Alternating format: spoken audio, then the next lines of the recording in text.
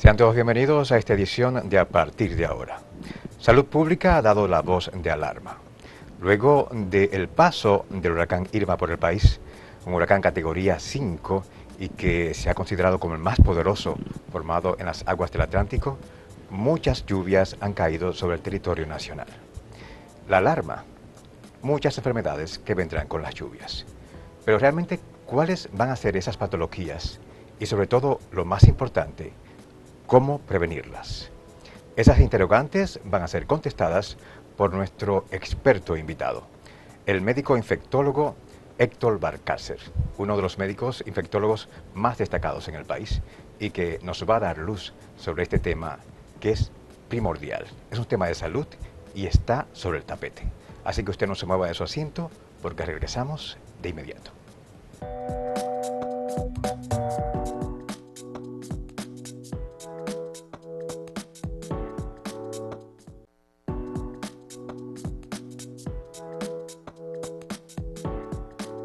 El cólera es una infección intestinal causada por una bacteria que se transmite al consumir agua o alimentos contaminados, por contacto con las heces, pupú o cacá y las manos sucias.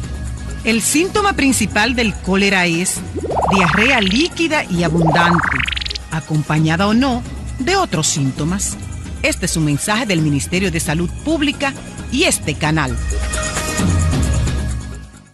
Con a partir de ahora y este tema tan preocupante, las enfermedades que podrían afectarnos luego del paso del huracán Irma. Estas lluvias tan intensas que han arropado gran parte del territorio nacional. Veamos este spot de años atrás de Ministerio de Salud Pública hablando sobre el cólera, que es una de las enfermedades que podrían afectarnos en estos momentos debido a las intensas lluvias. Señor, aquí tenemos realmente a todo un experto en estos temas, el señor Héctor Valcárcer, que lo vemos así bien jovencito, pero yo me puse a leer todo su currículum y bueno, necesitaríamos el programa y otro más para poder comentar todo lo que usted ha logrado en tan poco tiempo.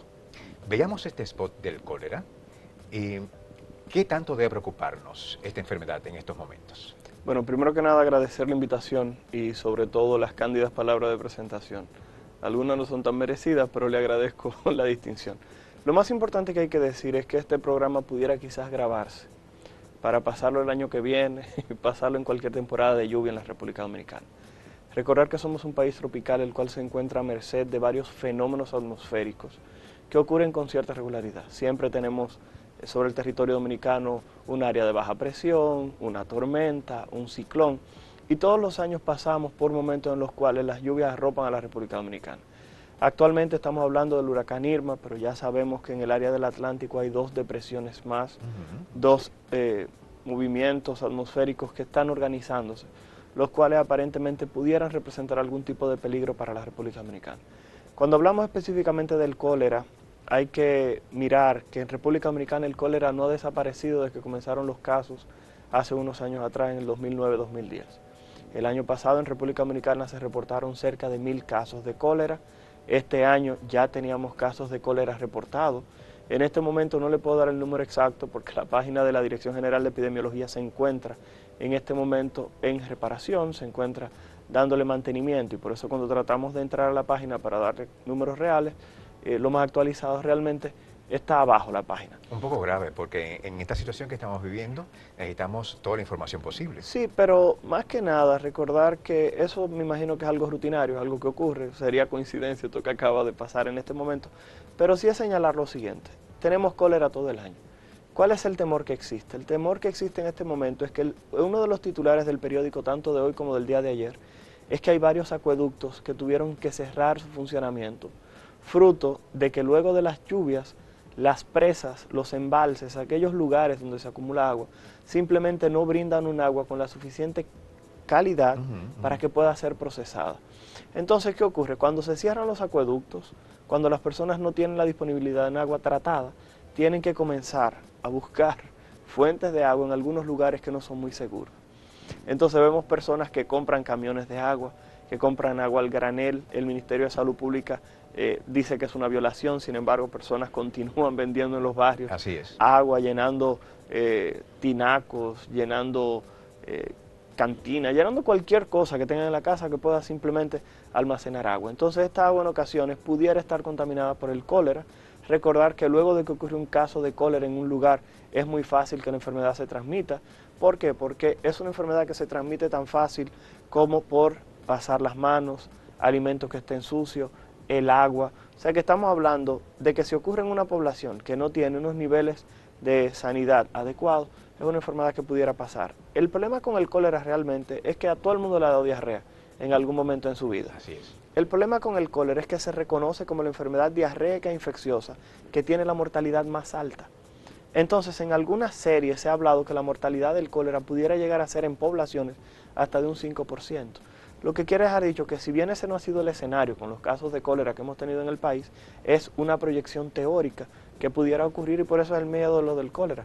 Que Síntomas, doctor. No, como bien decía el spot al inicio, la manifestación principal del cólera es diarrea.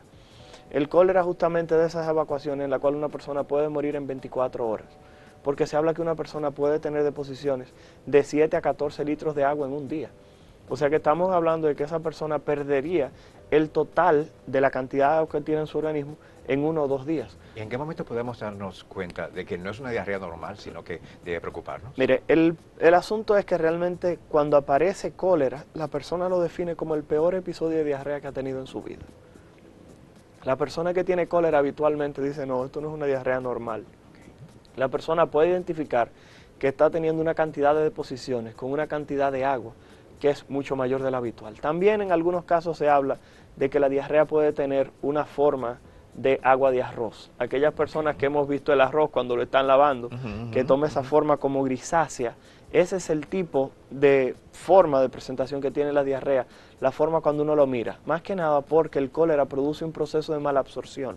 Cuando hablamos de mala absorción es que cualquier cosa que usted ingiera simplemente va a seguir todo el trayecto del intestino y no se va a absorber absolutamente nada, además de que el intestino comienza a secretar, o sea, comienza a recibir agua desde el interior del organismo hasta el interior del intestino y esa agua simplemente sale completamente sin ningún tipo de capacidad absortiva de la luz del intestino. Una enfermedad muy peligrosa. Por eso Sí. vamos a insistir en cómo prevenir el cólera. Vamos a ver en estos momentos otro spot del Ministerio de Salud Pública hablando de la prevención de esta enfermedad que podría en estos momentos hacer acto de aparición, aunque a través de todo el año la tengamos en el país, pero sobre todo recrudecerse en este momento. Veamos. El cólera es una infección intestinal causada por una bacteria. Para prevenirlo se recomienda lavarse las manos con agua y jabón antes de cocinar, comer y después de ir al baño, tomar agua hervida, jugos y otras bebidas preparadas con agua purificada y cocinar bien los alimentos. Este es un mensaje del Ministerio de Salud Pública y este canal. Higiene ante todo. Esa es la idea, Sí, doctor. la higiene tiene que ser lo primordial. Algo que posiblemente faltó es que si por alguna razón una persona necesita utilizar esa agua, no para tomar, pero si la necesita para limpieza en la casa, para bañarse, para lo que sea, podría aplicarle 5 gotas de cloro a cada galón que tenga disponible en la casa. Entonces lo que se hace es que se calcula la cantidad de galones que el recipiente puede tener y simplemente se le añaden 5 gotas de cloro por cada galón. Algo importante es que esa agua se tiene que dejar reposar alrededor de 30 a 1 hora, o sea, de 30 minutos a 1 hora, porque no es simplemente echarle las 5 gotas de cloro y decir ya vamos a utilizarla, sino que hay que permitir que el cloro entre en contacto con la totalidad del agua y si hay algún tipo de germen, simplemente el mismo pueda morir fruto de haber clorado el agua. Me imagino que tampoco debemos exagerar, doctor, ¿verdad? Son 5 gotas de cloro. Claro, Porque podrían las amas de casa pensar, déjame echar un poquito más para... está bien, el cloro tiene una característica, es que también si le echan 7, 8, 10, no hay ningún tipo de problema. O sea, independientemente de que las personas dicen, se tomó un frasco de cloro, realmente el cloro es una de esas sustancias que puede producir toxicidad, pero no es tampoco tan alta. Es más que nada las molestias, las personas sí perciben cuando se pasa de cloro, esta agua nada más huele a cloro y tiende a producir cierto grado de irritación en la piel que pasa en las casas cuando uno trata de echarle cloro a la cisterna en ocasiones, que es algo que se recomienda en este momento. Algo que voy a tocar ahora que mencioné lo del cloro y la cisterna, es que muchas personas olvidan que las cisternas generalmente están en la marquesina o se encuentran en la parte de afuera de los apartamentos. Habitualmente tienen una tapa de metal, pero esa tapa de metal no tiende a ser hermética. Entonces, ¿qué ocurre? Vemos como el agua, cuando comienza a llover, generalmente pasa el nivel de la cisterna, de la tapa que está en el piso. Parte de esa agua simplemente va a caer en el interior de la cisterna y puede contaminarla, que es algo que vemos frecuentemente cuando encontramos que el agua sobrepasa la cisterna y que hay lluvias, que uno de los deportes que yo siempre digo en República Dominicana cuando comienza a llover es el lanzamiento de funda de basura a la calle. Cada vez que comienza a llover, las personas comienzan a lanzar la funda de basura hacia el medio de la calle para que el agua se la lleve. Entonces, ¿qué pasa? Cada vez que se toma este tipo de iniciativa, lo que ocurre es que si usted tiene los papeles del sanitario, si usted tiene la basura que ya estaba en descomposición y lo lanza al medio de la calle, eso simplemente va a contaminar el agua. Si el agua sobrepasa el nivel de lo que es la cisterna, es agua que ya va a estar sucia de heces fecales, de comida en descomposición, simplemente va a caer en la cisterna. Y por eso es que siempre hay que decir, luego de grandes lluvias, aún usted entienda que usted tiene una cisterna y que su cisterna está limpia, trate de darle mantenimiento en el momento en el cual se mantiene la calma. ¿Por qué? Porque esa agua posterior a las lluvias puede ser un agua que no sea tan adecuada para el consumo, ni siquiera para el baño, y es algo que pudiera favorecer la aparición de enfermedades. Así es. Aparte de esta enfermedad, que es de cuidado, claro, el cólera, tenemos otra enfermedad que su nombre cada vez es más preocupante. Es una enfermedad que nos viene del contacto con ciertos seres que debemos tomar en cuenta, sobre todo en este momento. Veamos de cuál se trata. De algunos animales como el perro, el ratón, el cerdo, el caballo, entre otros. Si usted presenta fiebre, malestar general, dolor de cabeza o en el cuerpo y además tiene molestia de la luz en los ojos, puede ser leptospirosis. Para evitar la leptospirosis, tape sus utensilios y el agua. Elimine ratas y basuras. La leptospirosis, otra de las enfermedades que podrían aparecer en estos momentos debido a la gran cantidad de lluvias que han caído sobre el territorio nacional. ¿Qué tan de cuidado es esta enfermedad, doctor? Mire, la leptospirosis marcó un momento aquí en República Dominicana, que fue cuando Noel y Olga. Cuando apareció Noel y Olga, que fueron dos tormentas, no ciclones, dos tormentas que se presentaron sobre el territorio nacional, tuvimos una gran cantidad de casos de leptospira porque las personas olvidaron que la tierra, cuando está mojada, puede permitir que esa bacteria que está en la orina de los animales, como bien decía el spot publicitario, puede vivir mucho tiempo en cualquier lugar donde exista agua.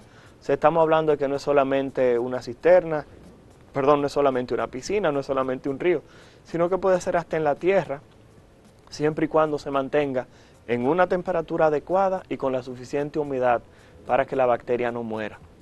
Posterior a que ya se seca la tierra, la bacteria simplemente muere, desaparece.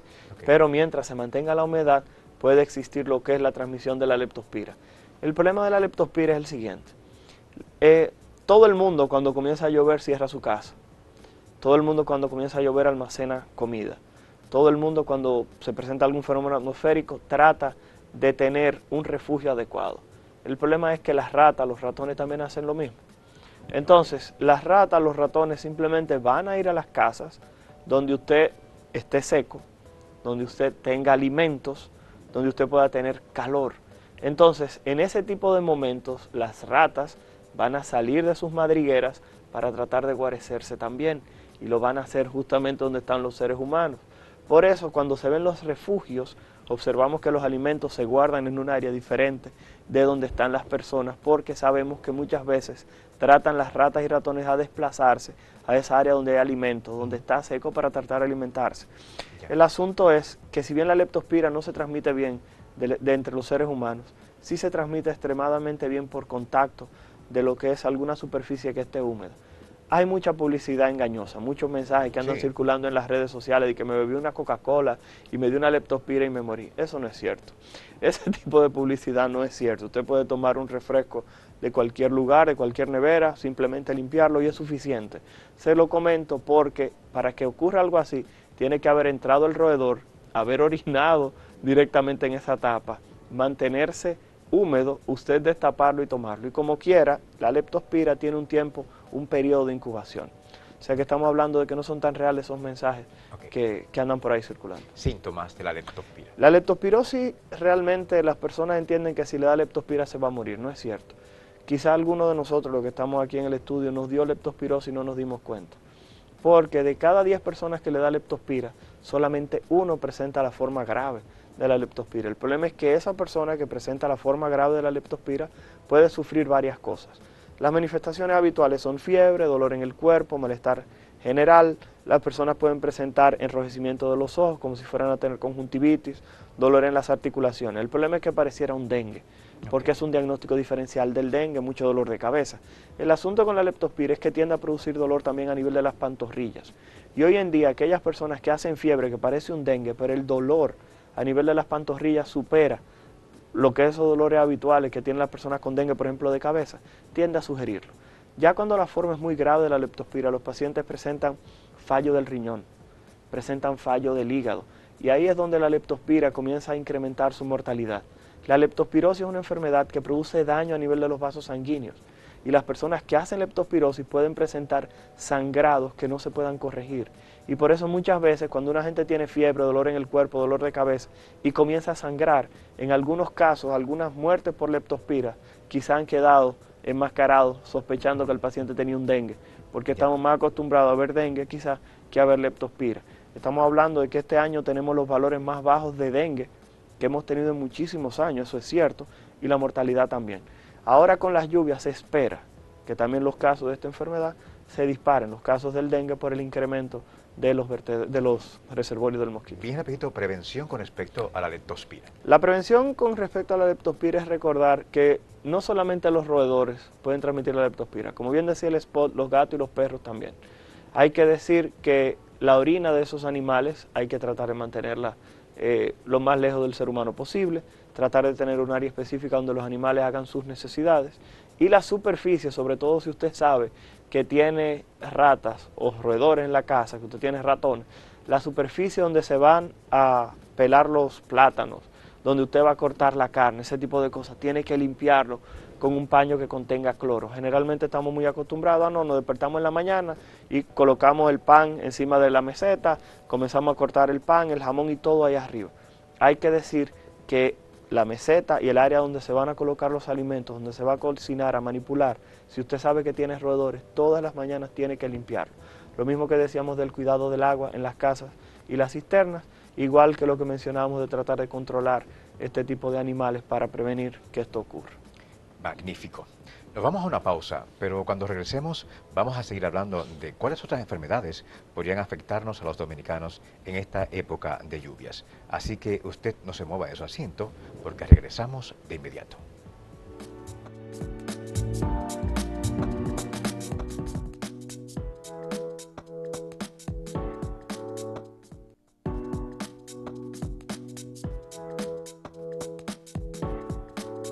La presencia de gusarapos, que luego serán mosquitos, aumenta el riesgo de contraer el dengue o el chikungunya.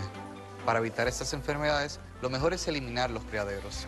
Cualquier objeto que dejamos al aire libre y acumule agua limpia es un criadero de mosquitos. Vacíe y ponga boca abajo todos los objetos y elimine lo que no necesita. Si tiene tanques con agua, debe una vez a la semana untar el interior con cloro por encima del nivel del agua. Dejar el cloro actuar por unos 15 minutos y mantenerlo tapado. Personal del Ministerio de Salud están llevando a cabo un operativo de aplicación de herbicidas en puntos estratégicos del país. Coopere con ellos. El agua tratada así es 100% segura para bañarse, lavar o limpiar. Con la ayuda de todos, protegemos nuestra salud y la de nuestras familias. Ministerio de Salud Pública, Gobierno de la República Dominicana. Continuamos con este especial de salud, las enfermedades que podrían afectarnos a los dominicanos luego de las intensas lluvias. Veamos, doctor, el dengue, una de las enfermedades más publicitadas, por cierto, en el país. ¿Qué tanto cuidado debemos tener con ella? Mire, el asunto es que en los últimos años hemos hablado tanto de dengue, se ha hablado tanto de dengue, que entiendo que las personas comprendieron por fin que si usted tiene un caso de dengue no debe estar tomando pimientos morrones y encomendándose a Dios, sino que está buscando asistencia médica. A la fecha, los casos de dengue han disminuido, realmente aparentemente ha surtido algo de efecto el decirle a las personas que los criaderos deben tratar de eliminarse. Entendemos que sí, que han disminuido los casos de dengue y lo que es la mortalidad del mismo en la República Dominicana.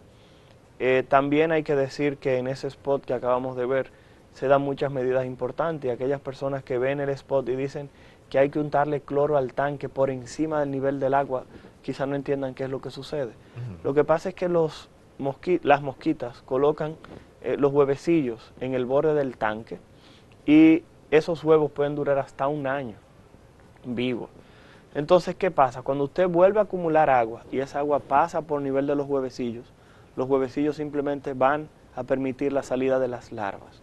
Por tal motivo, se pide que se limpie todo el borde porque la hembra pudo haber depositado los huevos y aún usted entienda que no hay ningún tipo de peligro, cuando el agua pase el nivel, entonces van a aparecer mosquitos nuevos. Y usted va a decir, pero el tanque está tapado todo el tiempo. ¿Cómo caramba fue que entró algún mosquito? Y el asunto es que lo que ocurrió es que pasó antes de que usted le echara el agua. Y por tal motivo es que se dice limpiar los bordes cada cierto tiempo. Hablaban de una vez a la semana. El dengue, creo que todo el mundo en República Dominicana reconoce los síntomas. Es una enfermedad que produce fiebre muy alta. Es una enfermedad que se conoce como la fiebre rompehuesos. Las personas se quejan de muchísimo dolor en las extremidades, en el pecho, pero generalmente los reconocen por ese dolor de cabeza que tiene un predominio detrás de los ojos. Se habla de que ese dolor detrás de los ojos en el dengue se debe principalmente a que los músculos que se encargan del movimiento del ojo, que son músculos pequeñitos, también se pueden lastimar. Entonces las personas con dengue van a presentar molestias detrás de los ojos y pueden presentar también manifestaciones de sangrado, asociado en ocasiones a disminución del conteo de plaquetas y a no función adecuada de lo que son los vasos sanguíneos para mantener la sangre en el interior. Muy bien. Vámonos ahora con otra de las enfermedades que también es de cuidado. Nos referimos al paludismo o la malaria. Bueno, la malaria es una enfermedad que lo transmite un mosquito diferente al del dengue. Hay que decir que la malaria tiene una situación diferente al dengue, porque el dengue, el manejo es completamente sintomático. Cuando hablamos de manejo sintomático en el dengue, es que esa persona lo único que va a necesitar es líquido. Y si usted, cada vez que esa persona pierda líquido, porque como le decía, el vaso sanguíneo no funciona de una manera adecuada para que el líquido se quede en su interior, usted lo que hace es que cada vez que sale líquido, repone líquido y la presión de esa persona se mantiene bien. En la malaria hay un problema. Estamos hablando de que en la malaria no es un virus que va a desaparecer, sino que es un protozoario. O sea, es un germen de una sola célula que cuando entra en el interior de esa persona, vive en el hígado, vive también dentro de los glóbulos rojos. Entonces se multiplica y cada vez que se multiplica, los glóbulos rojos estallan. Entonces, ¿qué ocurre? Si usted no le da tratamiento a una persona que tiene malaria o paludismo, esa persona puede fallecer, porque el paludismo tiene como complicaciones manifestaciones pulmonares, tiene manifestaciones cerebrales, pero también el paciente puede presentar una anemia severa asociado a la ruptura de esos glóbulos rojos y el paciente presentar también problemas a nivel cardíaco. O sea que estamos hablando de que el paludismo es una enfermedad que siempre tiene que ser diagnóstico diferencial del dengue en República Dominicana. O sea, toda persona que se diagnostica con dengue o que se sospecha dengue, siempre debe descartarse paludismo. El asunto es que hemos tenido años en los cuales hemos tenido 12.000 casos de dengue y hemos tenido, por ejemplo, 300 casos de paludismo. O sea, realmente, uno de los mejores programas que hemos tenido en República Dominicana para control de alguna enfermedad, creo que la de la malaria y paludismo ha sido de esos programas que ha tenido cierto grado de éxito. El problema del paludismo siempre continuará siendo que tenemos una frontera que de una manera bonita decimos que es una frontera porosa. Y entonces, ¿qué ocurre? El asunto es que de aquel lado, el panorama que tenemos del control de enfermedades como el paludismo no es tan halagüeño como el que tenemos de este lado. Entonces vemos, por ejemplo, que los casos de paludismo se tienden a presentar en algunos asentamientos donde tenemos nacionales haitianos que quizás visitaron su territorio regresaron y simplemente tomaron paludismo, llegaron a nuestro territorio, encontraron el vector, o sea, el mosquito que les picó, y comenzaron a aparecer casos en la comunidad.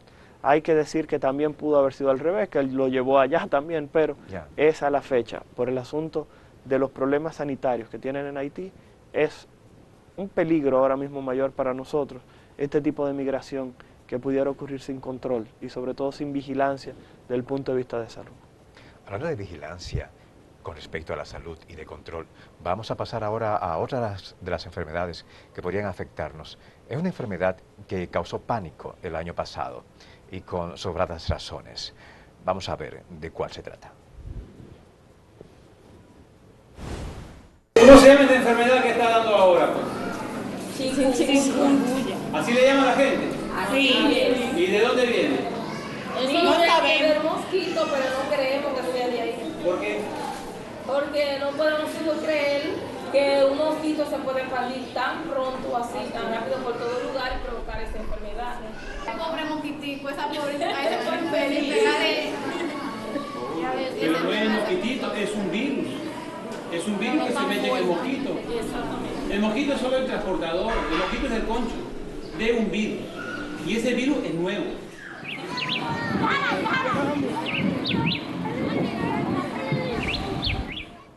La chikungunya. Doctor, ahí veíamos unas entrevistas con unas usuarias en un hospital y quisimos colocarlo porque se desinformó bastante el año pasado con respecto a esta enfermedad. La gente estaba incrédula, decía que cómo era posible que un simple mosquito pudiera causar tantos estragos. Estamos hablando de que no fue el año pasado, ya hace 2 años y medio que ocurrió lo de la chikungunya, que a todo el mundo le dolían las articulaciones. Hay gente todavía que dicen que le duelen las articulaciones fruto de la chikungunya. Pero lo que hay que decir es que realmente vamos a tocar la chikungunya y el Zika, no sé si lo tiene dentro de las otras enfermedades, pero hay que decir que el Zika y la chikungunya y el dengue son 3 enfermedades que la transmite el mismo mosquito. Realmente aquí tenemos como el ave nacional la cigua palmera, hay algunas personas que dicen que debería ser el Aedes aegypti, que es el mosquito que lo transmite, la cual debería ser el ave nacional. Pero lo que debemos comprender de este tipo de situaciones, que por eso era que teníamos una cantidad de casos tan importantes de Zika, de chikungunya, de dengue en su momento. ¿Por qué? Porque ese mosquito está en todas partes. El mosquito que se encarga de la transmisión de estas enfermedades es bastante frecuente y tiene una característica, es un mosquito muy hogareño. Es un mosquito que generalmente te pica en la mañana antes de que tú vas para el trabajo y vuelve a picar generalmente en la noche cuando ya te vas a acostar o te vas a poner a ver televisión. Entonces es un mosquito que ni siquiera vuela más de 100 metros, por eso es que tú ves que los brotes que ocurren de chikungunya, de Zika, de dengue tienden a ocurrir en lugares donde se puede decir, mira, hay un brote de tal cosa en tal sitio, porque es un mosquito que no vuela más de 100 metros, vuelvo y repito, lo que quiere decir que se mantiene más o menos en el mismo barrio. El asunto con todo esto es que la chikungunya es de esas enfermedades que realmente va a dar risa. Hay muchas cosas en internet que está circulando, que era el plomo de los japoneses que lo estaban depositando por Haina y que eso era lo que había provocado la toxicidad y el dolor en las articulaciones. Hay que decir que sí, cualquier enfermedad de esta, que a la fecha ya entró a nuestro territorio, cuando llegue alguien que no haya padecido la enfermedad y entre en contacto con algún mosquito que mantenga la presencia del virus, esa persona puede enfermar. Lo que pasa es que ya estas enfermedades causaron o tuvieron su pico en su momento. ¿Por qué razón? Porque cuando entraron a nadie le había dado. Entonces la cantidad de personas que le podía dar la enfermedad era muchísima. Pero ya que la enfermedad le dio a muchísima gente, ya simplemente todos tenemos defensas. Entonces al tener todos defensas ya es menos probable que encontremos casos de chikungunya, que encontremos casos de Zika. ¿Por qué? Porque ya la población desarrolló defensas, desarrolló anticuerpos contra estas enfermedades y la posibilidad de que vayan a enfermar de estas es diferente. Con el dengue, el asunto es que el dengue tenemos 4 tipos de virus diferentes. Entonces podría estar circulando el dengue tipo 1 en este momento e infectar un grupo de personas. Posteriormente circular el dengue tipo 3 e infectar a las mismas personas que ya les dio antes. Entonces por esta razón es que el dengue es más probable que produzca enfermedad dentro de una población que estos virus que habitualmente tienden a ser un solo serotipo, que cuando le da a la población, simplemente la cantidad de casos tienden a ser mínimos en su momento. De todas maneras, la información es importantísima. Claro que sí, claro que sí. Porque la información es poder. Por eso vamos a colocar otros spots de salud pública con respecto a la prevención del chikungunya. es importante que todos conozcamos qué es el chikungunya y qué debemos hacer si nos afecta. El chikungunya es un virus nuevo en el país, que se transmite al igual que el dengue por la picadura de mosquitos. Los principales síntomas son fiebre alta, dolor intenso en las coyunturas, dolor de cabeza y en ocasiones erupciones en la piel. Si tiene estos síntomas, visite el centro de salud más cercano. Mientras tanto, la fiebre y el dolor pueden calmarse tomando acetaminofén. Reposa en casa, bebe abundante líquido y usa mosquitero, porque si otro mosquito te pica, seguirá expandiendo el virus. Es especialmente importante que visite a su médico si sufre otros síntomas, como dolor de barriga intenso, dificultad para respirar, vómitos, mareos o convulsiones. También deben ir al médico si tienen los síntomas los niños menores de 1 año, los mayores de 65, las embarazadas y aquellos que ya padecen de otras enfermedades. Ahora que ya estamos informados, podemos cuidar mejor de nuestra familia y de nosotros mismos. Ministerio de Salud Pública, Gobierno de la República Dominicana. Otra de las campañas que se hicieron en el país para prevenir el virus del chikungunya. Doctor, en el caso de las embarazadas, ¿cuál de estas enfermedades realmente debemos tener cuidado con respecto a ellas? ¿Cuál de ellas son las que podrían aprovechar ese estado especial de la mujer para hacer daño? Cualquier enfermedad que produzca fiebre puede producir daño en el embarazo. La fiebre de por sí se reconoce como un efecto teratogénico. Teratogénico quiere dejar dicho que el bebé puede nacer con alguna malformación, el simple hecho de hacer fiebre. La situación que tenemos aquí es la siguiente. Tenemos un virus como el virus del Zika, el cual lo tuvimos en República Dominicana, y hay niños por ahí que tienen secuelas de la infección por el virus del Zika de su madre cuando estaban embarazados de ellos, que se conoce más que nada como microcefalia. Nacen con la cabeza pequeña, lo cual en ocasiones no permite el desarrollo adecuado del cerebro porque la cavidad donde va a estar contenido, que es el cráneo, simplemente no puede crecer al tamaño adecuado. Hay que decir que el Zika es posiblemente de estas enfermedades que se ha mencionado la que mayor peligro trae para el embarazo. La madre posiblemente no va a tener ningún tipo de problemas, pero sí en el bebé se estima de que 1 de cada 200 embarazos puede presentar algún tipo de afección neurológica. Y en ocasiones se habla de microcefalia, pero hay otros estudios que hablan que el virus del Zika puede producir daño de manera directa en las células cerebrales y esos niños simplemente no tener un desarrollo cerebral acorde a lo que sería la edad que esa persona va desarrollando en números. Y ese desarrollo simplemente no se alcanza fruto de la infección por este virus, el virus del Zika. ¿Cómo puede darse una persona cuenta de si realmente tiene Zika o no, y no una de esas otras enfermedades? El asunto es que, por ejemplo, cuando veíamos el spot de la chikungunya, hablaba del asunto de la erupción cutánea. En el caso del Zika, los pacientes también van a tener erupción cutánea, fiebre, dolor en el cuerpo, etcétera, pero tiene una característica muy importante, y que las personas que hacen Zika generalmente tienden a presentar compromiso ocular importante. Y vimos muchísima gente cuando teníamos el brote de Zika en sus buenas, como le llamamos aquí, que teníamos esa gran cantidad de pacientes que buscaban asistencia en los hospitales. Estamos hablando de que esa conjuntivitis, en la cual los pacientes no estaban presentando esas secreciones abundantes, las lagañas, como se conocen aquí, hay que decir que sí, deben sospechar que eso pudiera ser un caso de Zika, que era una de las cuestiones que más llamaba la atención en su momento. ¿Y qué hacer justo en ese momento? Bueno, como bien decía el spot, el medicamento que se prefiere es el acetaminofén, porque tanto el dengue, la chikungunya y el Zika son enfermedades que tienen riesgo potencial de que las personas sangren. Entonces los medicamentos tipo aspirina, como el acetaminofén, como el diclofenac, el ibuprofeno, el naproxeno, todo ese tipo de medicamentos que pertenecen a los antiinflamatorios no esteroideos, son medicamentos que interfieren con la función de las plaquetas, hasta pueden ayudar a disminuir la cantidad de plaquetas que usted tiene en sangre. Entonces esas personas van a sangrar. Lo del asunto de la hidratación, recordar que todas estas enfermedades tienen una característica común, producen fiebre. Y el que le da fiebre tiende a deshidratarse, no solamente por la sudoración, sino que cuando te da fiebre, tú respiras más rápido. Y aquellas personas que nos están viendo saben que cuando uno bota aire, cuando está respirando y uno le pone un espejo, se empaña. Es porque cuando usted respira muy rápido, usted bota CO2, pero también bota agua. Entonces las personas que se mantienen febril por mucho tiempo, o sea, con fiebre, con la temperatura muy alta, al aumentar esa respiración, comienzan a perder una mayor cantidad de agua y esas personas se deshidratan y pudieran morir. Por tal motivo las recomendaciones siguen siendo las mismas para toda esta enfermedad. Reposo, acetaminofén y buscar asistencia médica temprana, porque a la fecha es importante reconocer qué personas padecen este proceso, porque también en los hombres hay una situación. El virus del Zika se puede transmitir por vía sexual a las mujeres. Entonces, si tú tienes una pareja y esa pareja quiere salir embarazada y tú tienes una infección por el virus del Zika reciente, es una recomendación en ocasiones de tener hasta 3 meses sin que esa señora salga embarazada, porque existe el riesgo teórico de transmisión del virus del Zika a través de las relaciones sexuales. Importante este dato, doctor, sobre todo este hecho de postergar el embarazo, claro, fue lo que causó más pánico hace años acá en el país con respecto al virus del Zika. Sí.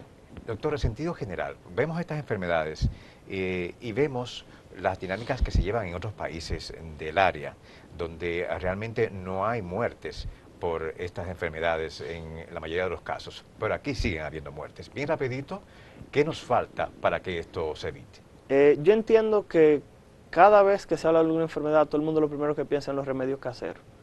Todo el mundo entiende que cuando se habla de esto hay muchas personas que entienden que es simplemente alarmando a la población.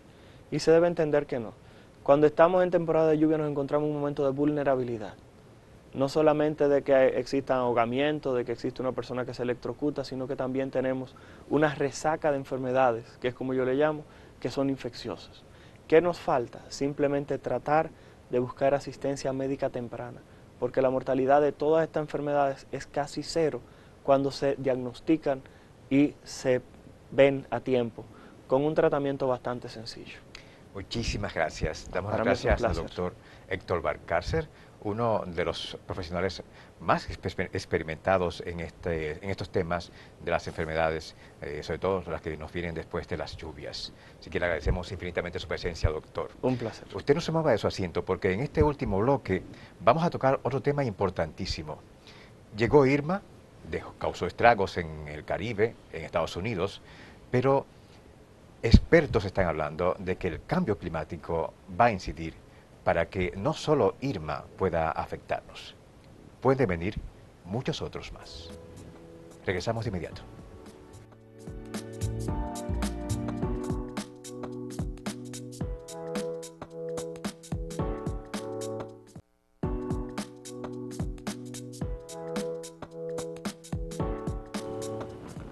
Estamos ya en esta última parte del programa y quisimos tocar en esta última parte precisamente este tema que está preocupando a la sociedad dominicana y a todo el Caribe. Se habla de que no solo Irma se va a formar. Recordemos que el huracán Irma ha estado considerado hasta el momento como el más poderoso que se ha formado en las aguas del Atlántico. Categoría 5. Causó estragos en gran parte del Caribe, en Estados Unidos, y definitivamente debemos aprender y sobre todo tener información de qué es lo que está pasando. Por eso, ¿quién más? ¿Qué mejor persona autorizada para hablarnos sobre todos estos cambios que estamos experimentando a nivel climático que el señor Antonio Coco Quesada, quien es exdirector de la UNAMED, es además ingeniero y un acucioso investigador de la meteorología? Bienvenido, señor Coco. Bien, muchas gracias. Tenemos motivos, señor Coco, definitivamente para estar preocupados por todos estos huracanes poderosos que se están formando y la cantidad de huracanes también que se espera que se formen en esta temporada. Yo creo que sí, que hay mucho motivo para tener preocupación por los huracanes y especialmente en la República Dominicana. Si tomamos en cuenta las trayectorias medias de los ciclones tropicales y especialmente los de ahora de septiembre que nacen cerca de las islas de Cabo Verde, nos damos cuenta que estamos debajo de esas trayectorias. Y si vemos nuestra climatología de la región, la ciclonología de la región, nos vamos a dar cuenta que quizás tenemos más categoría 5 que cualquier país grande también de la región, como puede ser Estados Unidos y México, por ejemplo. Entonces, de manera que República Dominicana tiene que ser el país que más preocupado esté por las manifestaciones de los ciclones tropicales. Se está diciendo que posiblemente tenga alguna relación con algún cambio en el clima mundial. Sin embargo, los valores, debemos esperar más información. Eso depende de un Irma que nace ahora o que impacta ahora en esta época. Pero tenemos que tener en cuenta también que somos más. Quiere decir que el daño va a ser mayor y la cantidad de personas muertas va a ser mayor porque vemos más gente en la trayectoria de los huracanes. Ya. Cuando empezaron a llegar las informaciones, señor Cocco, de la categoría de Irma y el hecho de haberse bautizado como el huracán más poderoso que se haya formado en las aguas del Atlántico, ¿usted qué pensó? Bueno, con la experiencia que hemos tenido, los huracanes los manejamos con mucho cuidado, con mucho detalle, porque realmente un pequeño error puede dar lugar a un desastre en un lugar determinado. En esta experiencia, ¿no? La experiencia ha sido por el norte de la República Dominicana, al norte de la isla española. Si nos podemos ver otra vez la historia, porque hay que ver la historia, la ciclonología y la climatología es la historia del pasado de esto. Es una zona de tránsito de grandes huracanes. El huracán Andrew de los Estados Unidos caminó por ahí. El huracán que marcó quizás la temporada de huracanes de República Dominicana fue el huracán de San Cirilo a final del siglo XIX, que transitó por ahí. Y realmente fue el huracán que más temprano ha afectado a la República Dominicana, un 6 de julio, un 8 de julio, por ahí. Entonces no ha sido nada irregular. Pero ahora las mediciones del campo de viento y ese tipo de cosas han mejorado y realmente la fuerza destructora de los huracanes quizás todavía no la podemos imaginar, porque no es el viento lo más destructivo de los huracanes, es el mar, es la marea de tempestad, donde impacta la marea de tempestad. Hablando de impacto, doctor, señor Cocco, en específico en la zona norte del país, que fue la más afectada, resultó la más afectada de parte del huracán Irma, específicamente en la provincia de María Trinidad Sánchez, en una zona que se llama Boba. Veíamos información de que se formó una ola de más de 20 pies, que se llevó una gran cantidad de casas en Boba. Entonces, yo recuerdo, mi papá me hace historias, nosotros somos allá de Nagua, de que muchos años atrás el mar entró en Nagua y causó estragos también. Es decir, que esa zona realmente es vulnerable a esos cambios climáticos y a esos huracanes tan poderosos. Bueno, no, naturalmente la zona sí tiene muy alto riesgo, pero lo que narraste ahora anteriormente, los recuerdos del viejo, se trató del terremoto de 1946. Ya. El terremoto del 46 produjo un gran tsunami en esa época, y naturalmente represó las aguas del río Boba en aquella época, y la gente decía que había caminado hacia atrás, que había devuelto en su circulación. En vez de ir hacia el mar, venía desde el mar. Entonces, este es un tipo de fenómeno relacionado con ese tipo de elementos. Es de aumento del nivel del mar por la marea, la acumulación de las aguas alrededor del ojo del huracán. Que es importante aclararlo. Sí, que es bueno que son dos elementos diferentes, y entonces ahí se produjo ese asunto. Porque decían las personas entrevistadas que resultaron afectadas en esa zona específica de Boba, que nunca antes habían experimentado una situación de esa manera. Bueno, una ola de tal magnitud. Quizás eso es correcto. La gente que habla ahora puede tener 50, 60 años. Y eso fue después del terremoto, que nunca lo habían tenido, ¿no? De estas experiencias. Ni nunca habíamos tenido quizás un huracán tan bajito, de categoría 5, bajito en latitud, al norte de Puerto Rico, como otros que han pasado en la misma zona, pero quizás en latitud 23, 24, un poco más alto, que no daban esas manifestaciones. Y ese es importante detalle, porque esto lo que nos quiere decir es que tenemos que tener cuidado, no importa si está un poquito más lejos, un poquito más cerca, sino que realmente cualquier cambio en la trayectoria que se están dando en los huracanes, puede entonces venir esas condiciones extremas. Señor Coco, definitivamente lo del cambio climático debería preocuparnos. Se lo comento porque estamos en una oleada de calor, esto es terrible. Las temperaturas han aumentado muchísimo en septiembre y agosto. Tiene que ver con todos estos cambios climáticos. Se habla de este caliente que hay en el Océano Atlántico y que está produciendo realmente todos estos fenómenos atmosféricos de tan gran magnitud. Sí, el aspecto del cambio climático, yo creo que República Dominicana debe prestarle mucho más interés al tema, pero tiene que prestarle interés midiendo las variables que dicen que están cambiando. De manera que realmente República Dominicana puede decir que en el país hay 2.3, 1.8, lo que sea, lo que dé, grados centígrados más altos que las normales, algo que no podemos decir. Entonces, eso es interesante, porque la otra variable que más está sobre el tapete es el nivel del mar.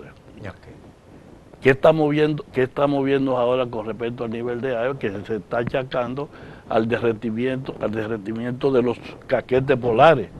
¿Y qué encontraron los geólogos últimamente? Que había 91 volcanes al sur o debajo del hielo de la Antártica. Entonces la pregunta es, ¿se está derritiendo los cielos por un calentamiento de la atmósfera o es por calentamiento desde abajo por la actividad de volcanes? Una gran interrogante. Entonces, es bueno eso. Pero volviendo a República Dominicana, yo creo que sí, porque también, digo que sí con respecto a las mediciones que tenemos que hacer. Tenemos que empezar en eso. Tenemos que tener estaciones monitoras especiales para medir el cambio climático. Y dependiendo de esos valores, entonces podemos tomar acciones para la mitigación de sus efectos. Señor Coco, según su experiencia, si el huracán Irma hubiese impactado directamente al país, ¿realmente hubiésemos estado preparados? ¿Usted piensa, según su experiencia de tantos años en estos fenómenos climatológicos, ¿realmente estábamos preparados en el país para un impacto, un impacto como el del huracán Irma categoría 5? Así que no hubiésemos tenido esa gracia de que se hubiese desviado, sino que si hubiera llegado directamente a su juicio, ¿qué hubiera pasado? ¿Estábamos preparados realmente? Yo creo que esa pregunta debiera ser contestada, ¿verdad?, en una gran reunión. En una gran reunión que sería lo correcto en estos casos, para analizar realmente qué hubiera pasado si Irma hubiera impactado directamente con todo ese poder de viento que tenía. La marea de tempestad en algún punto de la costa norte en un momento determinado, las grandes precipitaciones que no se dieron precipitaciones sobre República Dominicana. O sea, los tres elementos más importantes de destrucción sobre la República Dominicana, ¿qué había pasado? Y estábamos a unos cuantos minutos, a unas cuantas horas de eso. Entonces yo te diría que nos hemos salvado del desastre más grande en la historia, quizás más grande que el de David, en esta oportunidad. A su juicio, señor Coco, ¿qué nos falta en el país en el sentido de las dinámicas que debe implementar el Estado para salvaguardarnos en este tipo de efectos climatológicos? Vemos como una gran cantidad de personas viven en condiciones de vulnerabilidad y que definitivamente ante estos huracanes tan poderosos no iban a poder sobrevivir. No podría ser, es correcto eso. Bueno, es lo mismo, ¿no? Yo creo que debemos que comenzar a analizar esas realidades. O sea, cómo nosotros podemos entonces, a través de la educación de la población, que no se da cuenta cuáles son los riesgos, porque no hay una transmisión permanente, como tú ves en otros países, donde le llega un folleto a cada una de las casas diciendo qué es lo que debe hacer y qué es lo que tiene que hacer. Nosotros no sabemos ni siquiera, o nadie en República Dominicana tiene un plan de emergencia contra huracanes. Y ¿usted piensa que aquí que no hay un plan de emergencia realmente? Existe plan familiar de emergencia. Plan familiar de emergencia. O sea, de la persona. Okay. de cada familia, un plan familiar para hacerle frente a una amenaza, porque hay otras amenazas que también tienen que hacer sus planes, estamos hablando de los huracanes. Y yo creo que ahí debe comenzar, debe ser importante. La experiencia, por ejemplo, de la Florida, que es un gran país organizado, millones de personas corriendo a través de una autovía de 8 carriles, y la gente en las calles, no sé, con carros quedados, con averías, con enfermedades. Aquí todavía no hemos pensado en una ruta de evacuación para un gran huracán. Importante eso. Entonces, hay muchas cosas que hay que sentarse en la mesa, porque podemos decirlo aquí estamos desbaratados, de cosas de esto, pero esa no es la idea. La idea es que nos salvamos de esto, que es un gran huracán, que fue un gran huracán, y que nos pones a pensar que hay cosas que debemos implementar y que debemos hacer. Y sobre todo el hecho, señor Coco, hablaba la directora de UNAMET, la señora Ceballos, que el número de fenómenos meteorológicos está aumentando. Es decir, que la media en esta ocasión, en esta época, va a haber mucho más huracanes que en años anteriores, lo que significa que de alguna u otra manera sí estaría afectando el cambio climático. La cantidad de huracanes que va a haber, que es mucho mayor, y el poder. Sí. Hay siempre, ¿no? En la historia de muchos años, la cuenca del Atlántico, de historia de temporada de huracanes. Esto comenzó en los 1850, y ya hay 150, 167 años de historia. Entonces esas oscilaciones en el número de cantidad de ciclones tropicales ya la están relacionando, no con cambio climático, sino con el efecto del niño y la niña, y el efecto que pudiera tener la oscilación del Atlántico Norte, donde juega un papel importante el anticiclón de las Bermudas, que es el que produce el viento alisio sobre República Dominicana. Entonces eso es lo que regula la trayectoria de los ciclones tropicales, y dependiendo de su oscilación en el Atlántico, pues las trayectorias de los huracanes son así. En este momento está un poquito más al norte, y por consiguiente todos los ciclones tropicales, tormentas, huracanes, están moviendo al norte del Caribe.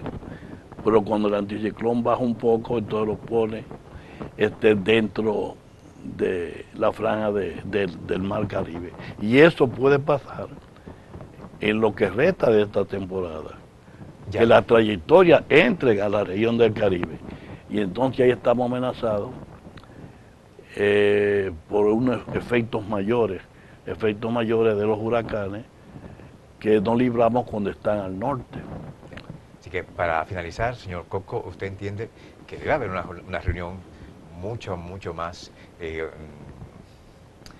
donde se hable sobre todos los aspectos que podrían ser afectados ante la llegada de un fenómeno tan poderoso como este? ¿Usted entiende que nos falta todavía mucho camino por recorrer para evitar realmente que los efectos sean dramáticos y mucho más peligrosos en el país?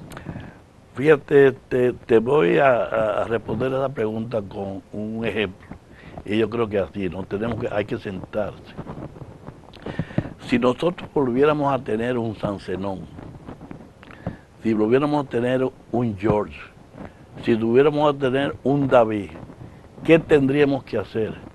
Tendríamos que hacer evacuar el Gran Santo Domingo, porque es de impacto en el Gran Santo Domingo. El Gran Santo Domingo tiene ¿cuántos millones de habitantes? 4 millones, 5 millones de habitantes. Y de acuerdo con los censos de población, de acuerdo con lo que vemos, lo que menciona de los barrios periféricos, podemos estar hablando de 2.5 millones de personas que habría que movilizar. ¿Estamos pensando en eso? Es una pregunta que te quiere contestar lo que tú me has respondido. Muy buena pregunta. Damos las gracias infinitas al señor Antonio Coco Quesada, quien es ingeniero, investigador acucioso de la meteorología y es director de la UNAMET.